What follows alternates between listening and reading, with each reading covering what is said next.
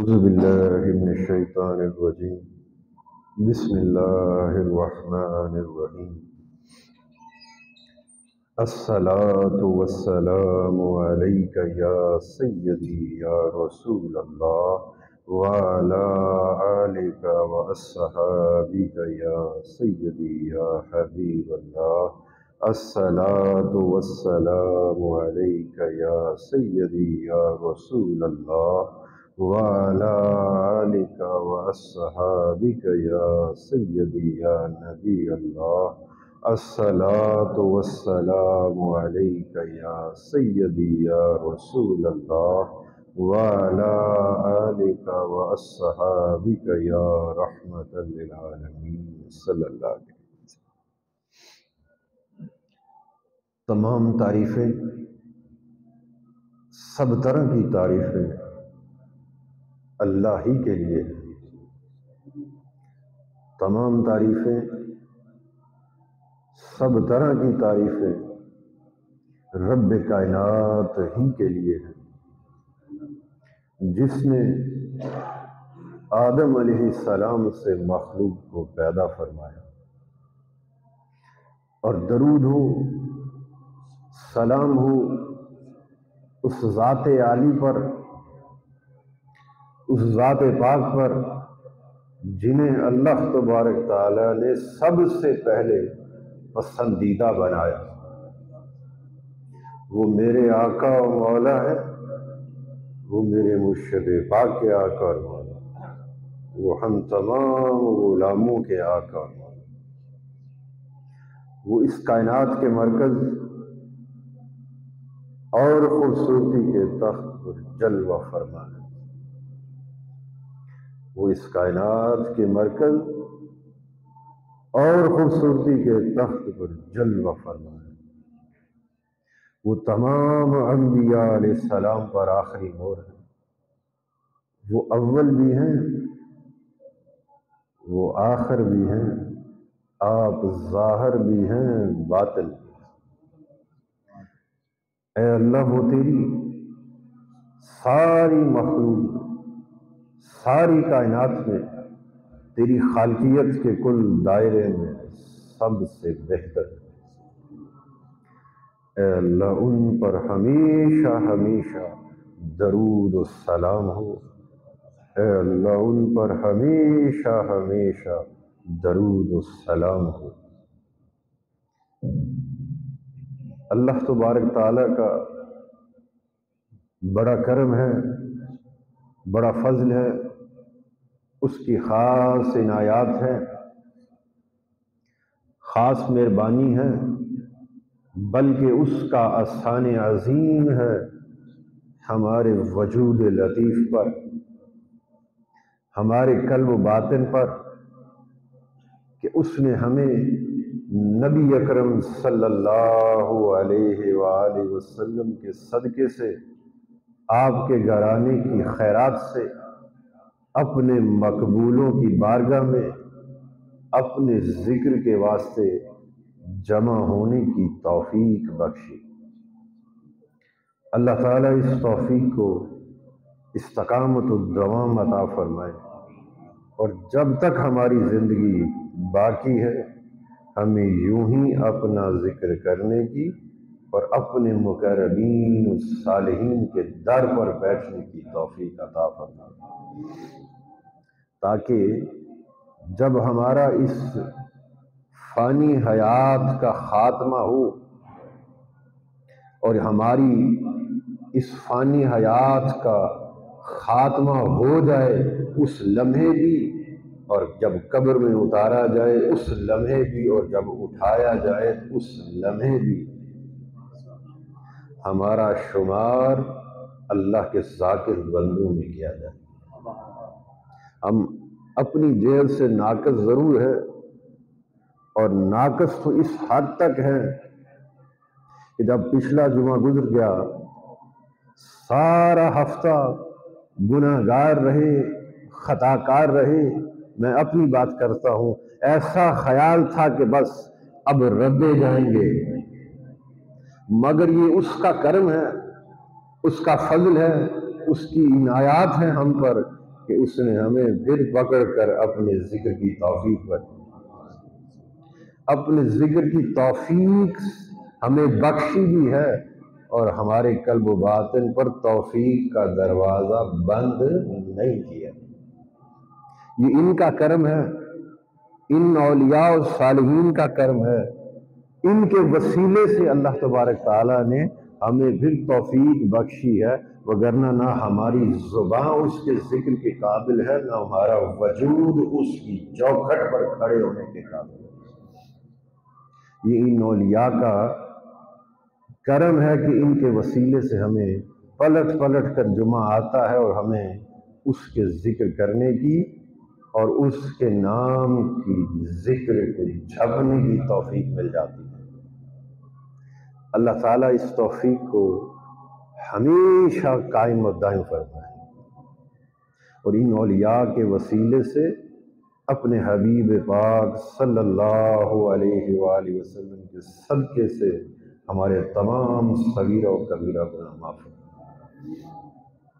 پچھلے جمعہ پاک پر ایک سلسلہ جو شروع کیا تھا، اسے مزید آگے بڑھتے ہیں لے کر، اور اس کے ساتھ ایک ربط قائم کرتے ہوئے وقت کی مناسبت سے اس کے اوپر تذکرہ کریں گے جس قدر ہو سکا۔ تو پچھلی جمعہ پاک پر ہم نے محبت الہی کی بات کی، اللہ تعالیٰ کی طرف رجوع کرنے کی بات کی، اور محبت کا بیج انسان کے دل میں کیسے بویا جاتا ہے، اور جب دل کے اندر، دل کی زمین پر اللہ تعالیٰ کی محبت کا بیج بو دیا جائے تو پھر بندے کے قول و فعل کیسے ہو جاتے ہیں، اس بندے کے احوال کیسے ہو جاتے ہیں، اس کی سطح کیسی ہو جاتی ہے، اس کے اوپر ہم نے مختصر سی بات کی۔ تو آج اس کو مزید آگے بڑھاتے ہیں اس کی توفیق سے۔ تو جب بندہ اللہ تعالیٰ کی طرف اس کی محبت کے واسطے، اس کی رضا کے واسطے، اس کی خوشنودی کے واسطے اور اس کی شوق لقاء کے واسطے جب بڑھتا ہے، تو سب سے پہلا، جو سب سے پہلی چیز ہے جس کے اندر فرق کرنا ضروری ہے، وہ آپ کی روح ہے اور نفس ہے۔ یاد ہوگا کہ میں نے پچھلے جمعہ پاک پر یہ بات کی تھی کہ ہم ذکر خفی کرتے ہیں، اور میں نے ذکر خفی کے بارے میں جو باتیں بتائی، اور وہ جو ثمرات ان اولیاء کے وسیلے سے ہمیں نصیب ہوئے، ان ثمرات کا ذائقہ آپ کو چکھایا تھا، اسے مد نظر رکھیں تو پھر اگلی بات سمجھنے کے لیے آسان ہو جاتی ہے۔ ایک نفس ہے اور ایک روح ہے۔ اگر نفس پلتا چلا جائے، نفس تگڑا ہوتا چلا جائے، اور انسان نفس کی اتباع میں آ جائے، تو پھر وجود کو پالنے کی، یہ وجود ظاہر کی بات کر رہا ہوں، وجود ظاہر کو پالنے کی ضرورت نہیں رہتی، وجود خود بخود پلتا چلا جاتا ہے۔ اور وجود جب پلتا چلا جائے تو پھر نفس کو پالنے کی ضرورت نہیں پڑتی، وہ خود بخود اندر تگڑا سے تگڑا ہوتا جاتا ہے۔ تو پتہ یہ چلا کہ جو آپ کا نفس ہے وہ وجود کے ساتھ اس کا تعلق ہے، اور وجود ظاہر کا تعلق نفس کے ساتھ ہے۔ اگر زیادہ سوئیں گے تو یہ کس کا حکم ہے؟ نفس کا۔ زیادہ کھائیں گے تو یہ کس کا حکم ہے؟ نفس کا۔ جب نفس کا حکم مانیں گے، اس وجود کو اس کی اتباع میں لے آئیں گے، تو پھر وجود تگڑا ہوگا، نفس تگڑا ہوگا، اور روح کمزور ہوتی جائے گی، دل کی زمین اجاڑ و بیابان ہوتی جائے گی۔ اور یاد رہے کہ جو زمین زرخیز نہ رہے، اجاڑ ہو جائے، وہاں صفائی نہ ہو، تو پھر وہاں بیج بویا نہیں جاتا۔ اور اگر اللہ تعالیٰ کی محبت کو چاہتے ہو کہ تمہارے دامن کے اندر اس کی محبت آ جائے، تیرے ساتھ اللہ تعالیٰ کا محب اور محبوب کا رشتہ قائم ہو جائے، تو سب سے پہلے ضرورت اس چیز کی ہے، اس امر کی ہے کہ آپ کا دل اس کی صفائی ہو جائے، دل کو تقویت نصیب ہو۔ تو سب سے پہلے دو چیزوں کو جدا کرنا ہوگا، وہ کیا ہے؟ فرمایا روح دل کو پالتی ہے۔ اگر روح تگڑی ہو جائے، روح کا قبضہ دل پر زیادہ قوی ہو جائے، تو پھر دل تقویت پاتا ہے، پروان چڑھتا ہے، دل کی صفائی ہوتی ہے۔ تو ہمیں ان دو چیزوں کو سب سے پہلے جدا کرنا ہے، اور وہ جدا کیسے ہوگی؟ اللہ کی یاد سے، توبہ کے ساتھ، استغفار کے ساتھ۔ جب بندہ توبہ کے ساتھ، استغفار کے ساتھ اللہ تعالیٰ کی طرف رجوع کرتا ہے، تو پھر توبہ کے بھی 3 درجے ہیں۔ میری باتیں سمجھ میں آ رہی؟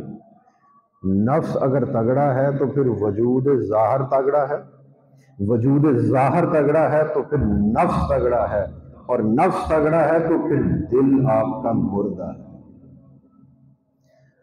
اور جس بندے کا دل زندہ ہو، پھر وہ ذکر الہی کی ضرب سے نفس کا پردہ چاک کر چکا ہوتا ہے، نفس کو ملازم کر چکا ہوتا ہے، اور دل کے متحد کر دیتا ہے، دل اس پر غالب آ جاتا ہے، اور پھر روح اس دل کو خوب پروان چڑھاتی وہ قصے اور واقعات سے نوازتی ہے جو اس نے دیکھے ہیں۔ آپ اگر کبھی روحانیت اگر نصیب ہو جائے، اور کبھی اکیلے بیٹھیں تنہائی کے اندر، خاموشی کے ساتھ اگر اپنے من میں توجہ کریں، تو روح کی ایک آواز ہے جو وہ ہر لمحہ بڑی خوبصورت آواز کے اندر اپنے اس دیش کی باتیں کرتی ہے۔ کبھی جب ذکر خفی کریں اور توجہ کے ساتھ کریں، تو پھر محسوس ہوتا ہے کہ جیسے روح کچھ کہنا چاہتی ہے آپ سے، روح کچھ کروانا چاہتی ہے آپ سے، روح کچھ بتانا چاہتی ہے آپ کو۔ وہ بتاتی کیا ہے؟ میں نے اس سے قبل خطابات میں اس کا تذکرہ کیا۔ وہ روح اس دیش کی باتیں کرتی ہے جہاں وہ تھی، یعنی عالم امر، عالم نوری۔ وہ عالم نوری کی باتیں دل کو سناتی ہے۔ میں فلاں جگہ موجود ہوتی، اللہ کا ذکر کیا کرتی تھی، میرے ہمسائے کون تھے؟ ملائکہ تھے، میں انہیں دیکھ کر اللہ کی خوب تسبیح کیا کرتی تھی۔ اب یہاں تو وہ پردیس میں ہی ہے نا، اصل دیش تو اس کا وہ ہے، اور جب بندے نے دنیا سے چلے جانا ہے تو پھر اس روح نے لوٹ جانا ہے۔ تو وہ دل کو یہ دل سے آرزو کرتی ہے، اور دل کو پیغام دیتی ہے، اور چاہتی ہے کہ اے دل تو اللہ کا ذاکر بن جا، اے بندے تیرے وجود کے اندر میں بستی ہوں، اور تو اللہ کا نیک بندہ بن جا، صالح بن جا، اس کی حمد و ثنا کرنے والا بن جا۔ وہ ہر روز ہر لمحہ دل کو اس طرف راغب کرنے کی کوشش میں رہتی ہے۔ تو جب دل نفس پامال ہو جائے، نفس کمزور ہو جائے، اور انسان اپنے دل کو، دل کی زمین کی صفائی کی طرف چلنا شروع ہو جائے، اس روح کے سننے پر عمل کرنا شروع ہو جائے، اس کی باتیں سنیں، اس سے باتیں کریں، تو پھر فرمایا یہ کیفیت جو ہے یہ الہام کا ایک درجہ ہے۔ یہ جو جب بندہ نفس کے چنگل سے آزاد ہوتا ہے اور اپنے دل کی زمین کو صاف کرتا ہے اور روح سے باتیں کرتا ہے، یہ کیا ہے؟ یہ الہام کی کیفیت ہے۔ اور الہام یاد رہے ہر نفس کے اندر ہے۔ اس کی سطح، کچھ لوگ ناقص سطح پر ہوتے ہیں اور کچھ لوگ بڑے ہی عالی مقام پر فائز ہوتے ہیں۔ تو الہام ہر وجود کے اندر ہے، ہر نفس کے اندر۔ تو سب سے پہلے جب بندہ اس روح کی باتیں سنتا ہے، اس دیش کی بات سنتا ہے، تو ایک رغبت دل کے اندر پیدا ہوتی ہے، اور جب وہ رغبت پیدا ہوتی ہے تو پھر سب سے پہلے بندہ کیا کرتا ہے؟ استغفار کرتا ہے۔ جب مولا کی طرف رجوع کرنا ہو اس کی محبت کا بیج چاہتے ہو تو سب سے پہلے کیا ہوگا؟ استغفار کیا جائے گا، توبہ کی طرف بڑھا جائے گا۔ اور توبہ کا سب سے پہلا درجہ کیا ہے؟ استغفار۔ جس چیز کے اندر ہم لگے ہوئے ہیں، غفلت میں پڑے ہوئے ہیں، اس چیز سے رک جانا، کسی ایک شے سے اپنا تعلق توڑ لینا اور کسی ایک کا ہو جانا، سب سے پہلا درجہ۔ جب بندہ استغفار کرتا ہے، گناہوں سے، خرافات سے، اس کی قائم کردہ حدود کے اندر آنا شروع کر دیتا ہے، اپنے وجود کو روک لیتا ہے اور روکنے کی کوشش کرتا ہے اور استغفار کرتا ہے، تو پھر اسے توبہ کی توفیق نصیب ہوتی ہے۔ توبہ کیا ہے؟ توبہ کہتے ہیں رجوع کرنے کو۔ بات کو سمجھ آئی؟ توبہ کسے کہتے ہیں؟ رجوع کرنے کو۔ جب بندہ کسی غیر کی طرف ہے، متوجہ ہے، اور اسے احساس ہو جائے کہ میں اپنے رب کے غیر کی طرف ہوں۔ اب رب کا غیر کیا ہے؟ یہ دنیا بھی رب کا غیر ہے، دنیاوی چاہتیں بھی رب کا غیر ہے، عہدہ و منصب کی چاہت بھی رب کا غیر ہے۔ وہ ہر شے جو اللہ تعالیٰ سے بندے کو دور کرے وہ اللہ کے غیر کے زمرے میں آتی ہے۔ میری بات کو سمجھے؟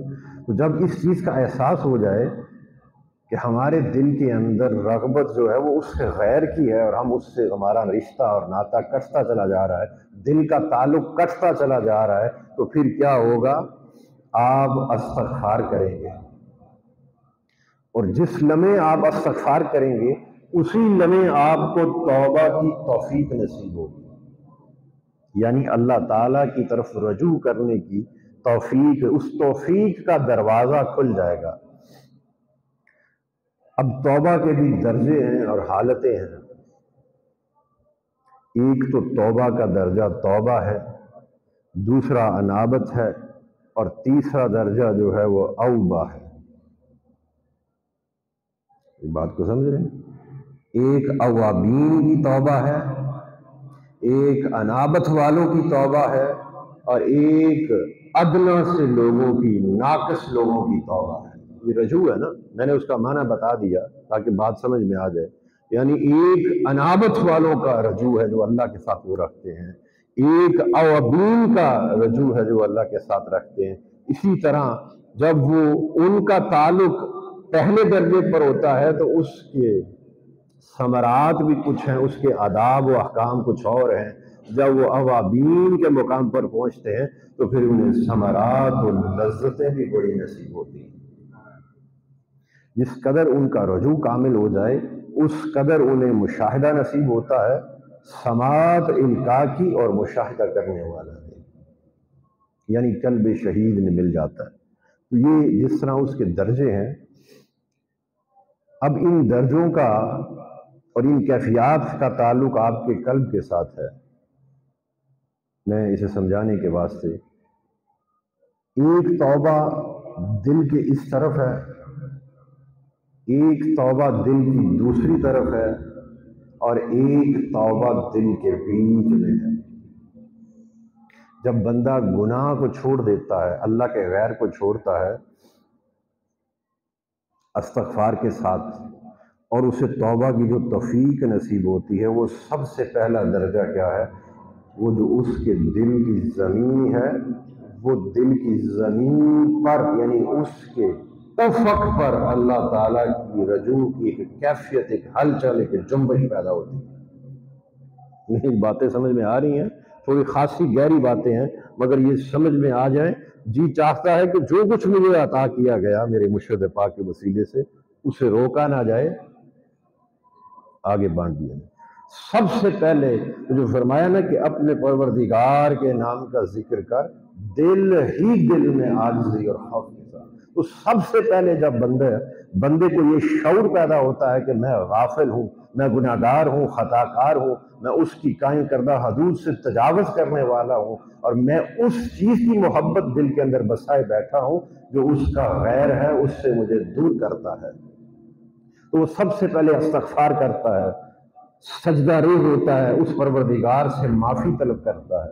تو فرمایا جب کوئی بندہ مجھ سے استغفار کرتا ہے، یہ قرآن پاک فرقان حمید کے اندر ارشاد فرمایا، جب استغفار کرتا ہے، توبہ کرتا ہے، تو پھر میری رحمت بخشش عطا بن کر اس کے دل پر برستی ہے۔ بات سمجھ آ رہی؟ یہ قرآن پاک میں فرمایا جب کوئی بندہ استغفار کرتا ہے، مجھ سے معافی طلب کرتا ہے توبہ کے ساتھ، یعنی رجوع کے ساتھ خالصتاً، تو پھر کیا ہوتا ہے؟ بخشش، میری بخشش عطا بن کر، میری رحمت بن کر اس کے دل پر برس پڑتی ہے۔ تو وہ جب برستی ہے، یہ میں قرآن پاک کی نص سے بتا رہا ہوں، جب برستی ہے تو سب سے پہلا جو درجہ اسے نصیب ہوتا ہے، اس کی دل کی زمین کے افق پر توبہ کا ایک رشتہ قائم ہو جاتا ہے۔ اللہ تعالیٰ کے ساتھ ایک رجوع کی کیفیت پیدا ہو جاتی ہے۔ جب وہ نماز میں کھڑا ہوتا ہے تو اس کے دل کو سکون ملتا ہے۔ جب وہ کوئی نیکی کا کام کرتا ہے، اس کے دل کو ایک عجیب سی سکون کی، حتیٰ کہ وہ کسی اللہ والے کے در پر آ کر بیٹھ جائے، ایک عجیب سی سکون کی کیفیت اس کے دل کو اپنی آغوش میں لے لیتی ہے۔ یہ پہلا درجہ۔ پھر فرمایا دوسرا درجہ کیا ہے؟ توبہ کے 3 درجے، ایک تو دل کے اس طرف تھا، یعنی اس کے افق پر، ایک دل کے نیچے آ جاتا ہے، اور فرمایا تیسرا درجہ ہے وہ ایک بندہ توبہ کرتا ہے، پھر بندہ باطن سے توبہ کرتا ہے، اور پھر فرمایا تیسری توبہ کیا ہے؟ وہ مولا کی توبہ ہے۔ اس بات کو سمجھے؟ ایک توبہ دل کے افق پر، ایک دل کی زمین پر، اور فرمایا تیسری توبہ جو ہے وہ دل ہی دل میں ہے، اور وہ توبہ بندے کی نہیں، مولا کی توبہ ہے۔ اللہ پاک نے اپنی شان بیان فرمائی قرآن پاک کے اندر، اور کیا فرمایا؟ اپنے آپ کو تواب الرحیم فرمایا۔ بولو توبہ کسے کہتے ہیں؟ رجوع کرنے کو۔ پہلے استغفار کی اور ظاہر کو گناہوں سے روکا، اور دل کے افق پر اللہ کا رجوع آیا۔ بات کو سمجھے؟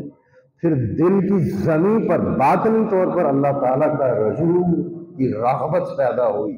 پھر فرمایا جب بندہ دوسرے درجے پر پہنچتا ہے تو پھر تیسری توبہ میری ہے، جو ایک بالشت میری طرف آتا ہے، چل کر میری طرف آتا ہے، میں دوڑ کر اسے سینے رحمت سے لگا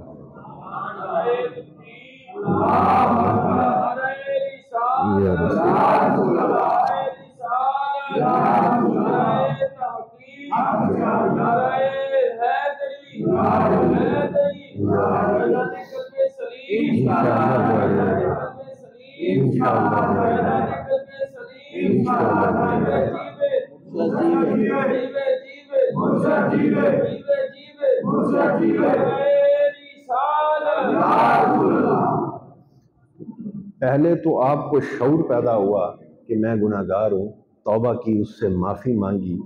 جب اس سے معافی مانگی تو سن لو، ہمارے عرف عام کے اندر یہ باتیں ہیں، ہم سنتے بھی ہیں، اور خود بھی ہماری سوچ و فہم کے اندر یہ چیزیں یہ سوال پیدا ہوتے ہیں کہ ہم نے توبہ کی ہے، پتہ نہیں اس نے قبول کی ہے کہ نہیں۔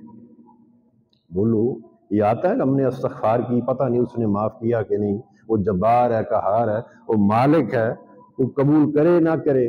تو فرمایا جس کی توبہ میں قبول کر لیتا ہوں، جس کا استغفار کرنا، مجھ سے معافی طلب کرنا میں قبول کر لیتا ہوں، تو سن لو پھر میں میری عطا بن کر، میری بخشش رحمت اس کے دل پر برس جاتی ہے۔ اس کی، آپ کی معافی کی مقبولیت کی پہچان یہ ہے، نشانی یہ ہے کہ آپ کا دل اللہ تعالیٰ کی طرف لپکنا شروع ہو جائے گا۔ جب آپ معافی مانگیں گے، سجدہ ریز ہوں گے، تو پھر آپ کا، اگر تو وہ معافی قبول ہو گئی تو جی چاہے گا مسجد میں جاؤں نماز پڑھوں، جی چاہے گا میں اللہ کا ذکر کروں، ایسے بیٹھے بیٹھے جی چاہے گا کہ میں اس کی حمد و ثنا کروں، میں حضور پر درود پاک پیش کروں۔ اگر معافی کے بعد خیر کی، آپ کے دل کے اندر خیر کی طرف دل لپکتا ہوا نظر آئے تو سمجھ جاؤ کہ توبہ کا آغاز،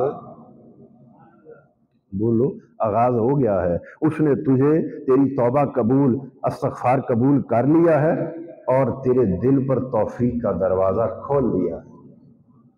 تو سب سے پہلے کیا ہوتا ہے؟ وہ فرمایا پہلا درجہ بندے کو نصیب ہوتا ہے اللہ تعالیٰ کی ذات پاک معنی خاص کی بات ہے، یوں تو وہ ہر لمحہ ہی اپنے بندوں کو دیکھتا ہے، مگر فرمایا پھر میں خاص توجہ ان کے دلوں پر فرماتا ہوں۔ میں دیکھتا ہوں کہ یہ بندہ میری رضا کی خاطر، میری خشنودی کے واسطے اس نے ہر اس کام کو چھوڑ دیا جسے میں ناپسند فرماتا ہوں، اور میری طرف لپکنا شروع ہو گیا، مجھ سے معافی کے ساتھ توبہ کا پہلا درجہ اس نے پا لیا ہے۔ پھر فرمایا وہ دوسرا درجہ اس کے باطنی یعنی دل کا خیال بھی اللہ کے غیر کی طرف نہیں جاتا، پہلے اس نے اپنے ظاہر کو غیر سے روک لیا، ہر اس کام سے روک لیا جسے اللہ نے ناپسند فرمایا، پھر دوسرے درجے میں اس نے کیا کیا؟ اپنے دل کی رغبت کو بھی، بات سمجھ آئی؟ دنیا رنگین تو نظر آتی ہے نا، باندھ لیا وجود کو کہ نہیں یہ کام نہیں کرنا، لیکن دل تو اڑتا ہے نا اس طرف، دل کی رغبت تو باقی رہ جاتی ہے۔ تو فرمایا جب دیکھا کہ اس بندے نے دل کو بھی روک لیا ہے، دل کے خیالات کو بھی، اس نے دل کی رغبات کو بھی روک لیا ہے میری خشنودی کے واسطے، پھر فرمایا اب تیسرا درجہ یہ ہے کہ وہ توبہ اس نے کی ہے، اب میری توبہ کا وقت ہے، اس نے میری طرف رجوع کیا ہے، اب میں اس بندے کی طرف رجوع کروں گا۔ وہ لمحہ خاص ہے، پھر رب جب رجوع فرماتا ہے تواب الرحیم کی شان سے، تو اس لمحے دل کی زمین پر اس کی محبت کا بیج آ جاتا ہے۔ میری بات سمجھ آئی؟ پچھلے جمعے ہم نے یہ بات کی تھی، آج اس کو مزید وضاحت سے لے کر چل رہے ہیں۔ اس لمحے پھر کیا ہوتا ہے؟ وہ جو 3 درجے تھے اس وقت انسان پھر اوابین کے درجے پر آ جاتا ہے۔ جب بیج مل جائے محبت کا تو پھر وہ درجہ بھی توبہ والا نہیں رہتا، اوبہ والا نہیں، بڑا عالی ہو جاتا ہے۔ ایک تو توبہ کا درجہ تھا پہلا ابتدائی، پھر انابت آ گئی، انابت والے ہر وقت اللہ تعالیٰ کی طرف جو دل رجوع کرنے والا، اور پھر اس کے بعد فرمایا آخری اوبا جو اوابین کا وہ جو درجہ ہے وہ کیا ہے؟ وہ ہر لمحے میری طرف رہتا تھا، اب میں نے اسے مقرب کر لیا۔ میری بات کو سمجھیں؟ ایک تو وہ دل تھا جو اس کے غیر سے کٹا اور اس کی طرف لپکتا تھا، پھر بیچ میں کچھ لمحے گزرے، مسجد سے گھر گیا تو پھر دنیاوی کاموں میں لگ گیا، یہ تو پہلا درجہ تھا۔ پھر نماز کا وقت آیا تو پھر مسجد کی طرف آ گیا۔ بات کو سمجھے؟ میں بڑی معروف الفاظ کے اندر، یہ پہلا درجہ ہے، جب نماز میں ہو تو اس کا، اور جب گھر میں جائے تو پھر دنیا کا ہو جائے۔ دوسرا درجہ یہ ہے کہ وہ گھر میں بھی جائے تو دل اس کا اسی کی بارگاہ میں رہے، یہ انابت اسے کہتے ہیں۔ وہ دل جو ہر لمحہ صبح شام رات اور جب بھی تو دیکھ اس کا دل میری طرف ہی مولا کی طرف لپکنے والا، یہ انابت والا دل ہے۔ اور پھر فرمایا تیسرا دل، اور دل کی اور توبہ کی جو کیفیت اسے نصیب ہوتا ہے وہ اوابین والا قلب شہید ہے۔ میں دیکھتا ہوں کہ یہ بندہ ہر لمحہ ہی مجھے اپنے دل میں بسائے بیٹھا ہے، تو پھر میں اس دل کو اپنے مقربین میں لکھ دیتا ہوں، میں اس پر شفقت فرماتا ہوں، میں اس بندے کو اپنے مقربین میں شامل کر لیتا ہوں۔ تو فرمایا کہ وہ پھر دل جو ہے، آپ کے دل کی کیفیات ہیں، مراتب ہیں، اور پھر دل انبیاء علیہ السلام کے دل کی اتباع میں آ جاتا ہے۔ یہ ایک بڑا طویل قسم کا موضوع ہے۔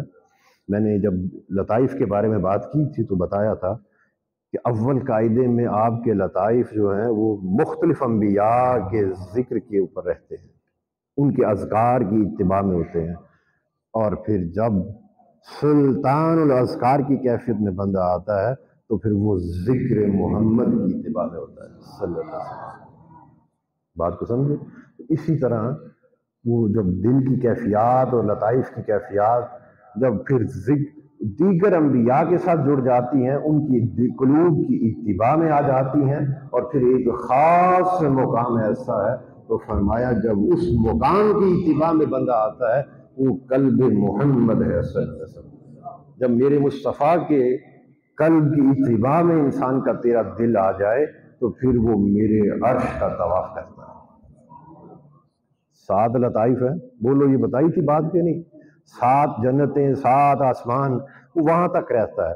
جب اس کا دل، میں اس کی طرف توجہ فرماتا ہوں، مولا کی توبہ اسے جب نصیب ہو جاتی ہے، میں تواب الرحیم کی شان سے جب اس کی طرف توجہ کرتا ہوں تو پھر اس کے دل کو اپنے مصطفیٰ کے دل کی اتباع میں دے دیتا ہوں۔ اور جب دل قلب محمد صلی اللہ علیہ وآلہ وسلم کی اتباع میں آتا ہے تو پھر 7 زمینیں بھی نیچے، 7 آسمان بھی نیچے رہ جاتے ہیں، اور جنتیں بھی نیچے رہ جاتی ہیں، اور سدرۃ المنتہا بھی نیچے، اور فرمایا اس کا دل میرے عرش کے طرف۔ جو کہتے ہیں نا سلطان الاذکار، عرش اللہ تعالیٰ، بولو کہا جاتا ہے کہ نہیں؟ طواف کرو، وہ کیا ہے؟ فرمایا اس مقام پر پھر دل، ہر شے نیچے رہ جاتی ہے، میں اس دل کو ایسی پرواز سے نوازتا ہوں اپنے حبیب کے صدقے سے کہ پھر وہ میرے عرش کو عرض خود میرے حسن و جمال کو تکتا ہے اور طواف کرتا ہے۔ تو یہ آپ کا وقت ہو گیا۔ یہ انسان کے من کی دنیا ہے۔ ایک دنیا تو وہ ہے جس میں ہم بستے ہیں، اور فرمایا ایک دنیا میں نے تیرے اندر بھی بسا رکھی ہے۔ جس نے اس دنیا کی طرف غور کیا، جس نے اس زندگی کو بہتر کیا، آپ کی اپنی باطنی حیات کو بہتر کیا، وہ دنیا سے چلے بھی جائیں تو ان کی قبریں زندہ رہتی ہیں۔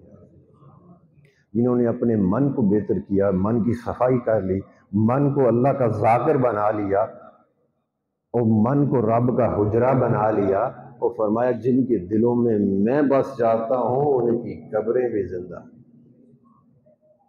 تو اللہ پاک سے دعا کریں، اے اللہ حضور علیہ الصلوۃ والسلام کے نالین پاک کی خاک پاک کا صدقہ ہمارے تمام صغیرہ و کبیرہ گناہ معاف فرما، ہماری تمام قضی اور خامیوں کو درگزر فرما دے۔ اے اللہ ہمیں قبر کے عذاب سے، محشر کے عذاب سے، صراط اور میزان اور قبر کی ہولناکی سے بچا، موت کی سختی سے بچا لے، ہمارا خاتمہ ایمان پر فرما۔ اے اللہ حضور علیہ الصلوۃ والسلام کے صدقے سے ہمیں اپنے صالحین جیسی پاک پاکیزہ زندگی عطا فرما، اپنے مقربین جیسی عبادات و تسبیحات کرنے کی توفیق عطا فرما۔ اے اللہ ہمیں ہر اس کام سے روک لے جسے تو نے ناپسند فرمایا، اور ہم سے وہی کام سرزدو جسے تو پسند فرماتا ہے۔ اے اللہ ہم سے راضی ہو جا، اے اللہ ہم سے راضی ہو جا۔ اے اللہ حضور علیہ الصلوۃ والسلام کے نالین پاک کی خاک پاک کا صدقہ میرے مرشد پاک حضرت خواجہ میاں محمد کلب سلیم رحمۃ اللہ علیہ، آپ کو دائماً اپنی رحمت کی جولی میں رکھنا، آپ پر دائماً اپنی رحمت کا سائبان بنا رکھنا، آپ کو ہمیشہ حضور علیہ الصلوۃ والسلام کی آغوش غلامی، قربت خاص میں کالی کملی کے سائے تلے رکھنا۔ صلی اللہ علی حبیبہ سیدنا محمد وآلہ واصحابہ وسلم۔